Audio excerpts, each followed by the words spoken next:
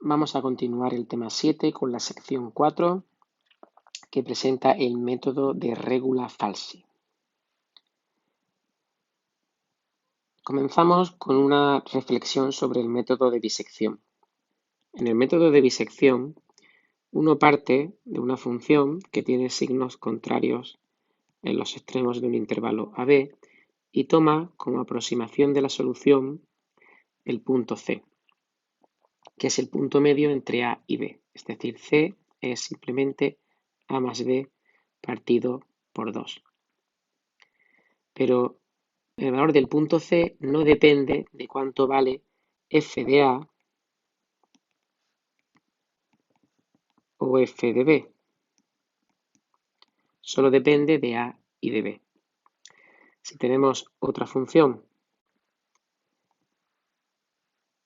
en la que f de A es muy grande y f de B es muy pequeño y con signo contrario, el punto C está exactamente en el mismo sitio, aunque uno podría pensar que la solución debe estar más cerca de B que de A.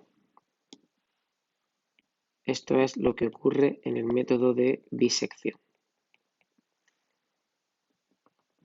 El método de regula falsi tiene en cuenta cuánto valen f de A y f de B.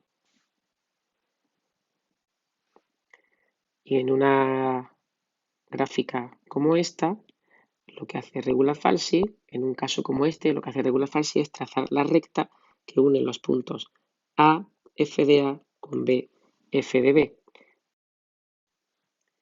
Y el punto donde corte esa recta el eje X es el valor de C para regula falsi.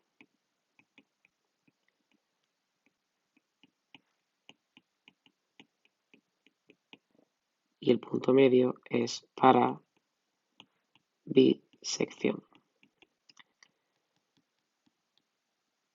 Regula falsi intenta conseguir una mayor velocidad de convergencia a cambio de realizar algunas operaciones más.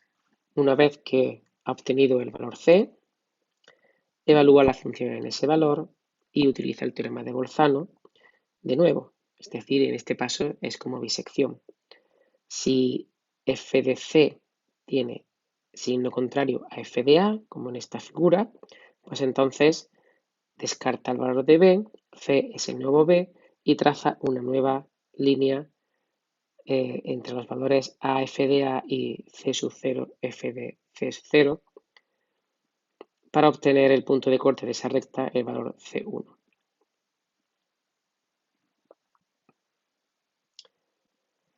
Vamos a calcular ese punto de corte entre los puntos A f de A y B f de B.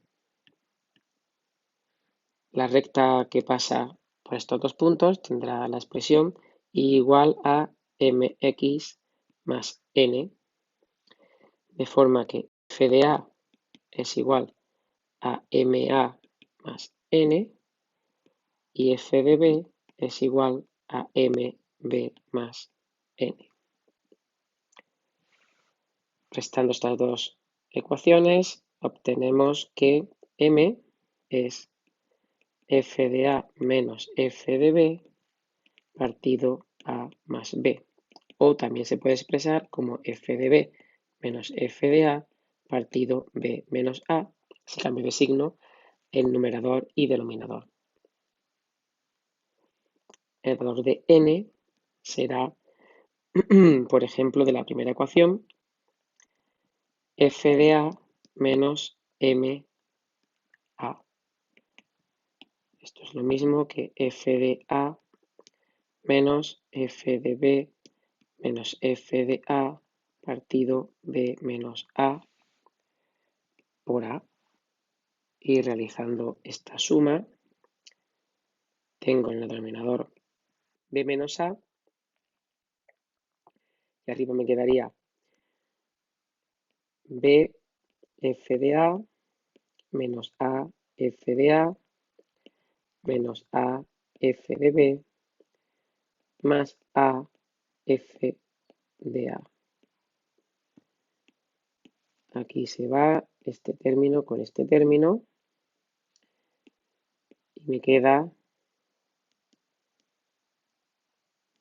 B f de A menos A f de B partido B menos A.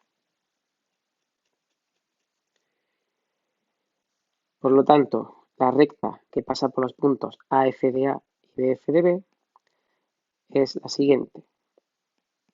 Aquí tenemos la pendiente, que es f de B menos f de A partido B menos A por X más B f de A menos A f de B partido B menos A, que es la expresión que tenemos aquí. Si estamos en el método de regula falsi, estamos en todo momento cumpliendo el teorema de Bolzano, luego f de A y f de B tienen signo contrario, hay un punto en el que la recta cruza el eje X, es decir, que Y es igual a 0.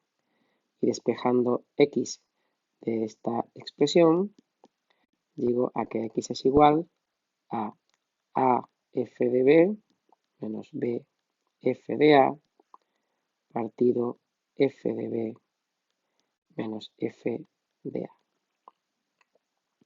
Este es el punto de corte de la recta que une los puntos AF de A y BF de B con el eje X. Luego este es el punto que elige el método de regula falsi para volver a evaluar la función y así reducir el tamaño del intervalo. En el método de bisección, ese valor era A más B partido 2. En el método de regula falsi, la operación que hay que hacer es un poco más complicada, pero gana velocidad a la hora de converger. Por lo tanto, el algoritmo de regula falsi es muy parecido al de bisección. Partimos de una función que cumple el teorema de Bolzano en los extremos de un intervalo y vamos a suponer aquí, sin pérdida de generalidad, que f de a es negativo. Entonces tengo un intervalo inicial a sub 0, b sub 0 y el c sub 0 se calcula con esta expresión de aquí, utilizando a y b.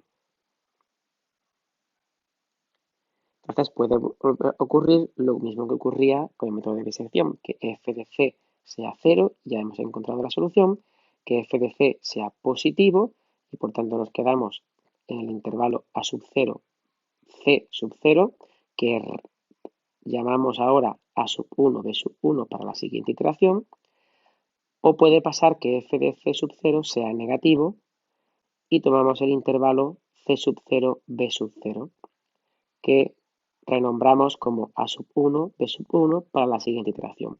Y así vamos obteniendo una sucesión de intervalos cada vez más pequeños, aunque aquí cada intervalo no tiene por qué medir la mitad que el anterior.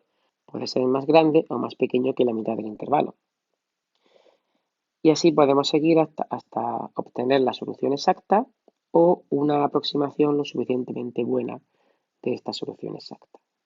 Volvemos a poner como ejemplo la función f de x igual a x más e elevado a 2x y queremos buscar la única raíz que tiene, que ya vimos que está en el intervalo menos 1, 0. Pues ese es el intervalo inicial. Y el punto de corte de la recta que une menos 1, f de menos 1 con 0, f de 0, es, como veis ahí, menos 0.5362, etc. Ese es el c sub 0.